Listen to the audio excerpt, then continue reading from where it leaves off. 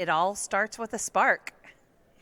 Well, tell me about that spark. Was it something you woke up one morning and said, "I think I'm going to I'm going to a microphone, I'm going to record something into the computer, and I'm going to load it onto the internet"? Is that how it started? No, I started speaking first on the Right to Life circuit, and then from there I started writing and blogging, and then from there, when my book came out, I started a podcast, and then I prayed and asked God what was next for me, and I asked him, where does my gifting and my calling line up in this season of my life? And he said, podcast conference, and I said, podcast conference, and thus Spark was born. Well, when someone says podcast, and I know people that are regular users of media, digital media, are familiar with the concept. And of course, podcasts take upon themselves all sorts of different shapes and sizes. For instance, this conversation today will essentially become a podcast, which will be available through the Faith Radio website and through the Faith Radio app and a variety of podcast platforms. As I say, we also have a video piece as well. So podcasts, though, are not necessarily interviews. In some cases, it's somebody doing a solo shot and just sharing from their heart about what God is doing in their lives, what he has taught them. Sometimes it can be two or more people getting together and just having a conversation. So all shapes and sizes, right? Yeah, absolutely. So I have one group of podcasters that spoke at one of my events, and it's 3 moms, and they're of different generations. So we have like a 30-something, a lady with 10 kids, and a grandmother.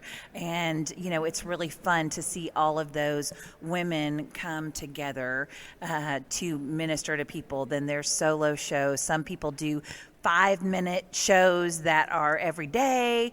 I do an interview show. I love the interview. I love hearing people's story. And I always say, use your story to give God glory. Well, tell me about this book. You said that you had been speaking on the pro-life circuit. You had written the book, and then the next step along the line, and I tend to think linearly and looking at the timeline of what God has done to put this together for you. So you had actually written this book called The Struggle is Real. So give us an idea, what were you trying to get across through that particular book? Yes, when I was talking to my husband, I said, I feel like God's calling me to write a book. And I said, I think I should either write it on this or on this. And he said, and one of those subjects was overcoming. And the Bible has a lot to say about overcoming. And he said, that's your story. And I think that's what you need to share. So The Struggle is Real is a 6-week in-depth Bible study that starts in Genesis and it ends in Revelation. And it goes all the way through looking at what it means to overcome. And God knew in 2020 that we would be a struggle. So when I was pitching the book, it didn't quite make sense to some people.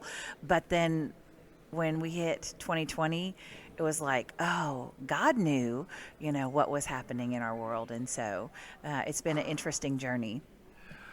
What had happened, or what would you say would be the inspiration for actually writing the book on that particular subject? Yeah, so I've experienced a lot of grief and loss from the time of childhood where I lost my brother to several babies that we lost. We birthed a baby with trisomy 18. We have a special needs son. We have parents that had brain tumors that lived next door to us. So literally we were in one major struggle, trial after another. And I just clung to the hope in God's word and used that to help to get me through. And I wanted other people to feel like they're not alone in the struggle, because in John 16:33 it says, in this world you will have tribulation, right? Not you might, but you will have tribulation. And so we want to make sure that people know that, yes, trials are going to come, but God is bigger than any trial.